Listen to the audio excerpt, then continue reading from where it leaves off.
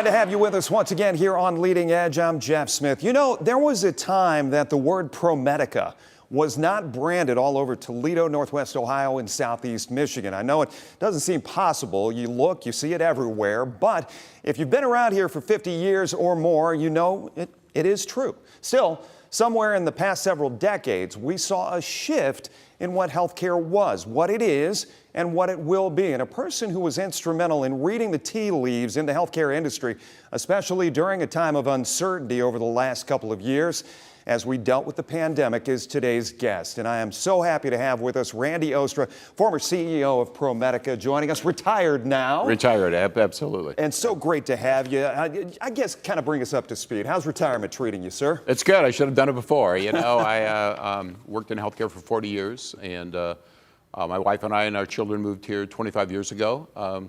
Probably a common story. We weren't from Ohio, thought we'd be here a few years, make one more year, one move before our kids got to a certain age. Anyway, stayed, and two of our sons and their families live here, and one lives in Columbus, so we become Ohioans. And yeah, it's been great. Toledo's been great to us. I couldn't think of a better place to live. We've lived in a lot of cities, and just a huge fan of Toledo. And just the great things it has to offer. A lot of passion and pride in where you live and what has become of this region, I know.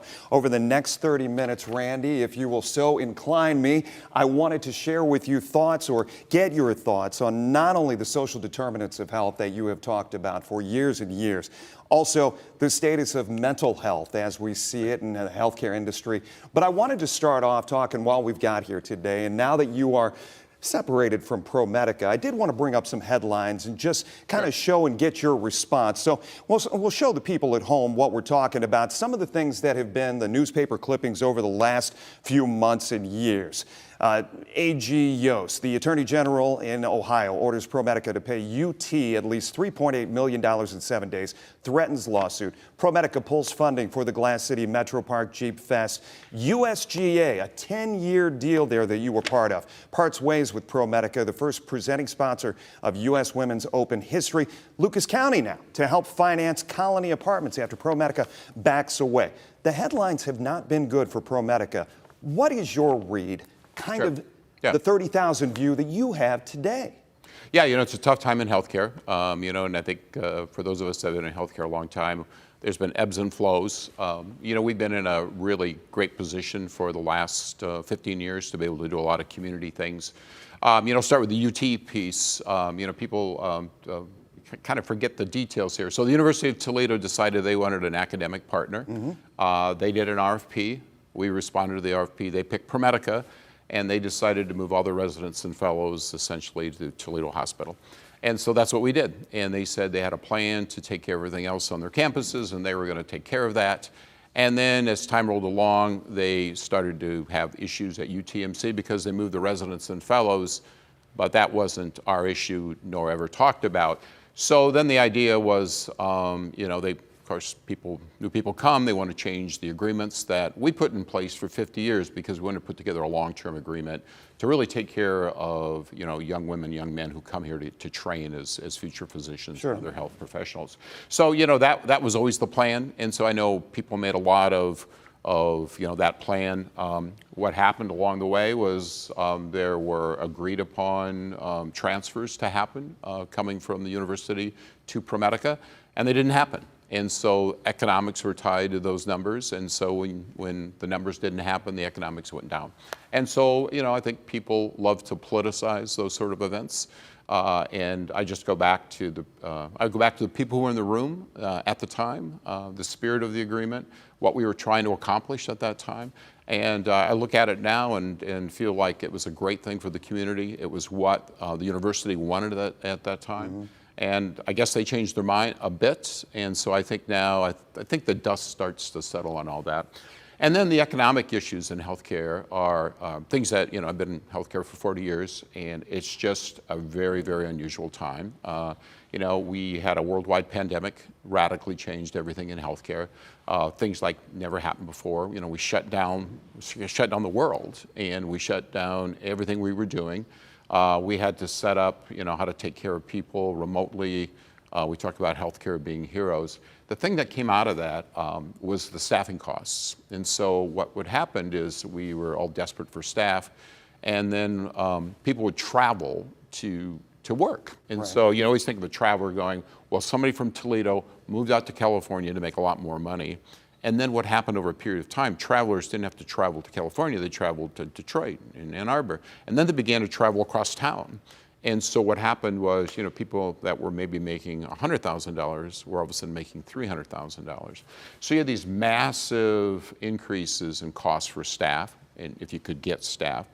And then, of course, we have inflation. And then all of a sudden we saw reimbursement cuts. So this was a tsunami of epic proportions, you're saying. But not only just for ProMedica, because obviously the headlines play the day as far as Toledo is concerned. And it's ProMedica, it's ProMedica, it's ProMedica. So again, if you read healthcare, and look at healthcare, Kaiser, big health system, nationally known, California, lost $4 billion last year. The Cleveland Clinic lost $1 billion last year. I think Mass General lost $2 billion last year. Providence, big system out in Seattle, lost over $1 billion. Two of the largest Catholic systems in the United States, Common Spirit and Ascension, both lost over $2 billion. So you begin to look at that, and you start to look at the whole industry as a whole, and you think like, yeah, this is exactly what's happening across the United States. I was just at a conference. Did you see this coming? Oh, no way. Pre-pandemic? No, never would have thought about it. We had... because you said we were wrong. Oh yeah, with absolutely wrong. HCR Manor Care, people asked, was that a mistake? I would say it wasn't a mistake. We loved the strategy. Pre-COVID, we were really off to the races, probably had our best financial times. And then COVID changed everything. So, Did ProMedica get too big, or was this just we're reacting to the current climate? Yeah, you could maybe say that. I mean, we were exposed, and again, I think in retrospect, we do these risks assessment in companies. Worldwide pandemic wasn't on a risk assessment, and so if someone wants to blame me personally for the pandemic and the effects of the pandemic, I think what happens now is you look at the world a little differently, and I think we think about risk, and we think about risk a little differently. So no, I think I go back, I was, again, speaking to some people last week in Nashville, and they asked me point blank, like, hey, what did you learn out of the whole, HCR acquisition and the changes that had to be made? And I was like, I still think it's a great strategy. I think the things that were happening were great. I think we were having opportunities to run senior facilities for health systems across the country. Yeah. And then COVID happened and the whole world changed. Before we go to break, this is kind of a tough question to ask, but when you see it from afar now and the shedding that is happening as far as this, that, and the other with ProMedica, how does that make you feel? I mean, is there a feeling of sadness? Is there a feeling of regret? Tell me. Yeah, I think sadness is probably the right word. I mean, you never want to see an organization have to go through that. You never want to have to deal with layoffs and those changes. I think the thing about ProMedica, they have an outstanding board. They're community-based people who are doing the right things. The leadership that's in place there is outstanding. They're doing the right thing. So no matter who is there right now, if I was still there or other people came in, these are the changes that would have to be made. We were also impacted by Paramount when the state decided not to use this for Medicaid. That was a big hurt for Northwest Ohio and ProMedica. And yeah, you kind of look back at that and you kind of woulda, shoulda, coulda. Would you do it differently? Well, if you knew there was a worldwide pandemic, 100% you would do things differently. But again, I think if you think about what happened in our lives, it's something that never happened in our lifetimes. So, I think I'm always a forward looker. I think ProMedica will be fine. Great confidence in the people that are there. They will continue to do the things they can for the community and the social determinists. They just need to pause right now. And I just one comment about it. You can look at it two ways. Criticize ProMedica, or you can say, what I would hope people would say, thank ProMedica for all the things they've done for the last decade. And that's not what people commonly do. Right. And it makes great headlines and things. But no, I think these are the things that have to do. I have great confidence in the people that are there, and they'll do the right things. And I think they're going to come out as a strong organization. You mentioned social determinants of health. I want to talk more about that on the other side. Stay with us. Randy Oostra, our guest today on Leading Edge. We'll be right back. Welcome back here on Leading Edge. Randy Oostra, former CEO of ProMedica, our guest here today. We talked a little bit about, you mentioned good. I want people to remember the good that ProMedica has done for this community. I asked you when we were in the commercial break, I just said, were there projects? Because, Randy, I can sit here and say full well, with all honesty, I see you as the spearhead of a lot of things that happened in the renaissance of downtown Toledo, for the region for that matter, and that's a credit to you, but were there projects kicking the tires on things that you don't see are going to still happen because you're not there anymore? No, I think optimistically, I think ProMedica's board was willing, we talk about anchor institutions and making investments in the community, and they did that. And it was a great time, but the idea was always like private development would take over. And I think if you think about some of the private development projects, whether you think about Ford Industry Square, or when you think about the hotels, whether you think about the Wonder Bread, you could go on and on. A lot of private developers have kind of started to fill that space, and that was always the time. I think, COVID, but you did mention Ford Industry has been slowed. It has been slowed. I mean, I think COVID slowed a lot of things down, and I think even some of the things that ProMedica's had to pull back, other people have stepped in. I asked about the metro parks and all the work done, and do you think ProMedica will still continue to? I still can't wrap my mind around how it works with a nonprofit being able to spearhead efforts like this, but is there still that wherewithal in ProMedica, you think, to help, whether that be financially or logistically or politically? Yeah, I think, I think, again, I'm not there, so. No, I understand, no, but I you think know absolutely. how it works. No, I think absolutely. I think it's a matter of stabilizing. I think any company has that. When you have issues, you got to take care of the issues at hand. And then I think the people there are still the same people. They still have the same hearts. They still want to do what's right for their community. And but they're playing a different game. They're playing a different game right now. But, the whole notion was anchor institutions. When they come out of this, they're still going to be a strong organization. They're going to be a multi-billion-dollar organization employing a lot of people with a good balance sheet. They'll be able to do things. Yeah, we did a lot of things that, were at the right time at the right place, and look at the metro parks. Had ProMedica not stepped up and bought the land from the Chinese, I'm not sure what would have happened. You guys created such a relationship in the world of golf, and I did bring up that headline as far as backing off that 10-year deal.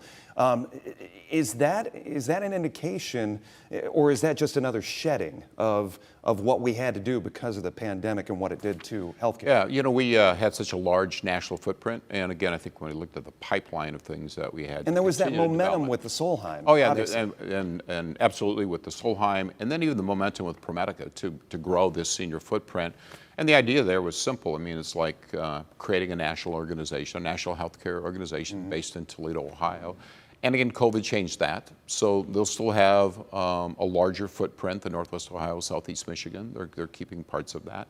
And I think it'll be different. So I think, I think a little bit, we'll just have to see how quickly they can come out of it. I mean, it's tough. I was out in California speaking at the California Hospital Association, and they were talking about the number of California hospitals probably on the verge of bankruptcy. So I don't think people appreciate across the country the desperate situations healthcare is in.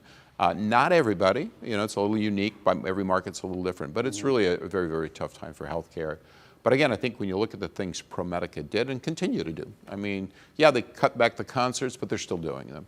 They're still doing a lot of community activities, just maybe not to the magnitude they did in the past. Right. And I think what happens is as they stabilize, they'll make decisions about where it goes from there. Social determinants of health, we talked about that going into the break, and this is something that you continue to speak across the country about. I wanted to bring up a few of the things that you are touching on when you go to these different cities, and this is basically the key for everybody to understand what we're talking about when it comes to the social determinants of health, the risk that is out there. All of those fall in, and Randy, I can look at this in Toledo. Check that one, check that one, check that one. Is that when you go around and you talk to people about these, it's obvious to point them out, but it's another thing to create the solutions. What are the solutions? Yeah, we started early. We probably started this work 12, 13 years ago. And people, again, around the country would say, when we started talking about it 12, 13 years ago, they thought we were a bit crazy. Today, it's a lot more accepted, and people. It's more household, right? Well, it is, and it's really what has to do with our health and well-being. Kate Sommerfeld was in here a couple of weeks ago to talk about. We were talking about the documentary Zip Code Matters, and along those lines, it's that same sort of mindset that you've got so many things that determine whether or not you're healthy, whether or not you're successful, things of that nature. So, in America, we're, almost at $4 trillion, 18% of our gross domestic product. Projections are it's going to go to 25%, and you can look at the history of it. I was telling you at the break, talked to a bunch of healthcare leaders, and I was asking them, do you think there's anything going on in healthcare that's going to change that trajectory? And the group said no. So we are massively bankrupting America. So the healthcare is the single cause of personal bankruptcy. And you begin to look at the people who can't access care, people who worry about care. 13% of Americans say that they know someone who died prematurely because they can't afford care. 13%. So you think about that in the United States of America. So why are these issues? You look at the state of Ohio, you look at the health issues for the state of Ohio, and then you begin to look at the health systems in the state of Ohio and our children's hospital, they make no sense. We're at the bottom quartile, bottom decile of most health rankings. And yet we have, especially with children, yet we have some of the best children's hospitals in the world. Well, why is that? It is the social determinants of health. It is the things that day in, day out affects people's lives and have more to do with their health than really what we do in healthcare organizations. So as we give, we have all the State of the Union, State of the City, State of Healthcare. I'll give you that opportunity to give our viewers an idea of your read on this region. What is the state of healthcare? I can speak from personal experience. I know other people I work with who have to go out of town, have to go out of state in order to get specialty care for our children. Yeah, there's a couple things there. I think when you begin to look at kind of the state of healthcare, first off, the healthcare in Toledo, at least my 25 years, it's amazing the progress that we've seen. And yet there are things besides that has to do with the size of the community, that things we won't be able to offer. So I think that's logical. There are certain things in very, very large centers. Like not having a metropolitan airport. Yeah, well, exactly. I'm not going to go there. But there are things that with size and more development and more working together, I think we'll see those things happen. Actually, that was part of our discussion with the university about trying to grow that as we thought about that. But, I think the state of healthcare is good. The problem is, and this is what people right away point to, is like, well, why don't you guys do something about it? And it is such a complicated issue, and it is an issue that affects the whole nation, that you could fall on a sword and radically reduce your costs and do a whole bunch of things. You're going to go out of business. And what we need is some major national healthcare reform. And the fact that we talk about all these numbers and metrics, the fact that we have life expectancy is lower. When you compare ourselves to the countries we compare ourselves, we fall down on every single metric, every single one, except maybe vaccinations and a few things like that. Randy, I want to talk about mental health right after this break. So stay there. We're going to wrap up things here on Leading Edge right after this. Welcome back with Randy Oostra, former CEO of ProMedica. I went into break. I said I wanted to talk to you in this last segment about mental health. It has been talked about so much over the course of so many years, especially through the pandemic. So where do you see the treatment? Where do you see the potholes that exist in healthcare to make sure those who need it so much get it? Yeah, it's shocking when you look at mental health numbers in our country, especially younger people, when you start to look at the impacts of mental health, depression at very, very young ages. Statistics of even people, young people coming out of college in 70% suffering from depression. And so we've got a lot of issues. Does mental health make the table of contents in a board meeting? 100%. 100%. I think you couldn't go to a physician meeting and hear frustration from physicians about the lack of providers to provide mental health. One of the positives out of it all is telehealth and the ability, and what you begin to see is a number of really interesting companies that are moving the needle. They've figured out a way to deliver mental health services with kind of a model that starts to build up the levels of care that you need, and they do it completely virtual. And so I think we're going to see more of that. Everybody's looking for mental health providers. We just don't have enough in the country. We don't have enough primary care providers. Again, going back to the model doesn't reward people to go into those fields. And if it did, we'd get a lot more people in those fields. So it is definitely a crisis. It's on the mind of every healthcare executive, every physician, every nurse. And it's just one of those areas that we need to get not only more providers, but also I think we're going to see more solutions both from the healthcare industry and also the private industry, they're going to be able to address and get people the help that they need. We talked about the ripple effect of making progress, the Renaissance in downtown Toledo, and you have told me in sit-downs, you have said we need that ripple to expand out to our neighborhoods, and it stopped. Obviously, all the momentum just came to a halt in the pandemic. But how do we get that going again? We've got about a minute left. Yeah, well, I think it's just you get in a car and drive. So you, whether you want to go to the Junction neighborhood, whether you want to go to the Artatum zone, when you want to go to the Historic South, Mosaic Family Ministry is what they're doing, and I could go on and on. There are people doing fundamental work, Ebi neighborhood as well, and I think those are fundamental, changes in neighborhoods. That is hard work, it's generational work, it's long work, and I think those are the priorities. So, I think we talked a lot, even when people were thinking about the downtown renaissance of Toledo. That's great, that's nice, but the real important work is fundamental work in neighborhoods, creating opportunities for people, creating opportunities for education, creating opportunities to find careers, creating opportunities to have health care.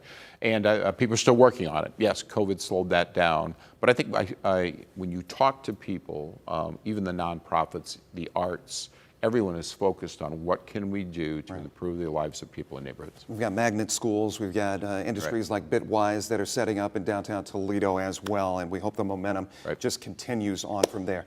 Randy, thank you. My producer said in my ear, he said we could spend 3 hours sitting here and talking. Maybe we'll do it someday. All right. I very much appreciate you spending some time, and continued good luck, and enjoy your retirement. Continued. You bet. Good to see you. Yeah, as always. Stay with us. We'll wrap things up for this week right after this. Welcome back for a final time here on Leading Edge. Once again, a big thanks to former CEO of ProMedica, Randy Oostra, for joining us. I'll tell you what, there are a lot of people in Northwest Ohio, Southeast Michigan with passion, but then you find a few with passion and purpose, and he is definitely one of those and continues to exhibit that on a day in, day out basis. We appreciate your time. As always, we hope to see you next time on Leading Edge.